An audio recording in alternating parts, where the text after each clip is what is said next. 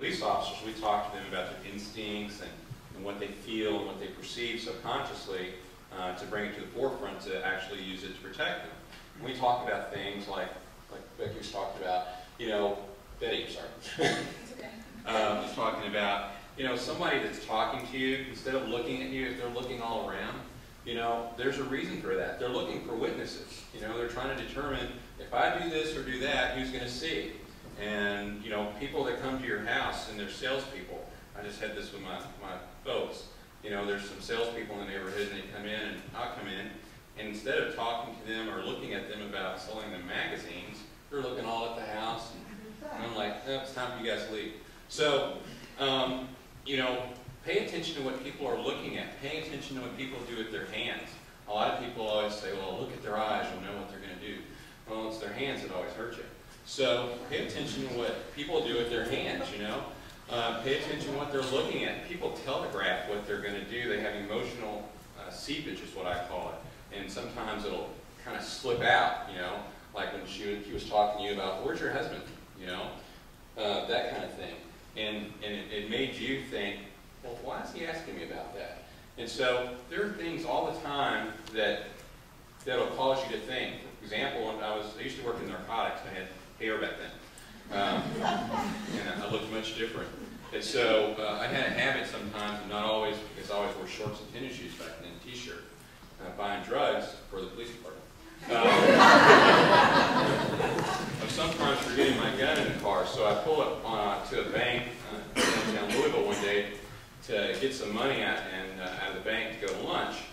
And for some reason, when I pulled up to the bank, something said, you know, you should probably get that gun out of the car. You might need it. You're going to a bank. So I did. And so just as I'm walking up to the door of the bank, I look through and I see people standing there, and the line doesn't look like it's moving. And I'm like, I'm just going to use the money machine out the front of the bank. And so I'm there pushing the buttons, and all of a sudden my eyes start watering, my nose starts running, and I'm having a hard time seeing and breathing. I'm thinking, what's going on? And I noticed somebody go past me at the same time from behind, and then I see the bank manager come out, and he says, somebody just robbed our bank. And so what it was the dye bomb that they put in the bag has tear gas in it. And so that was the effect I was feeling. And what I subconsciously saw were people standing at the bank not moving because the bad guy was in there robbing them. To me, I consciously thought, oh, that's going to take too long. And so, you know, your mind sees things and it tells you things, and we just have to listen to it. Yeah, I remember being surprised as I've kind of researched all this, is that I always thought of instinct as sort of just this weird kind of feeling that comes over us, and that's all it was, and then it's like this gift that we feel that. But the more I've studied this, it's actually this true little bits and pieces that we cognitively piece together. So we did have information there, we just aren't really clear about how we got it. Yes? Yes, because we sense things, we feel things. Some of us, in terms of intuition, are more visually. Some people get sort of a visual sense of knowing something. Other people are more auditory, a hearing sense of things. Some people just get a gut sense. Information can come together intuitionally in different forms for people depending on what kind of mode they sort of process for it. Well, what I'd like us all to kind of share a little bit, I'd like to talk to the audience about what do we do with this? I mean, what are the benefits for our personal growth, for, I know you talked about using it in creativity, so beyond self-protection, right, I know we've got businessmen, we can make quicker decisions, how? I mean, how do we use this? And then once we talk about how we use this, because otherwise people, well, why do I need this? And then, so if we then believe, okay, it's true, we need to use our instinct, how are we going to develop it? So let's talk a little bit about how, what are the benefits of using your instinct? David? I think a lot of times when you're talking to people and you're listening to what they're saying, for example, when I first met Cheryl, I was at U of L, and she asked me to come teach a class with her, talk about drugs and some things like that. And so that was the very first time I met her. And then about half a year later, she emails me and says, I found you again. I want to know if you'd come be on this show. And so we went to lunch, and so I have a thing about sizing people up, I guess is the best way to say that. From especially my narcotics days, I was there for 13 years, and so in that line of work, you have to, business of drugs, you have to make a pretty quick assessment of people and when you're doing a business transaction. And so I look at people and I think about people and the way that they behave with me and how they interact with me.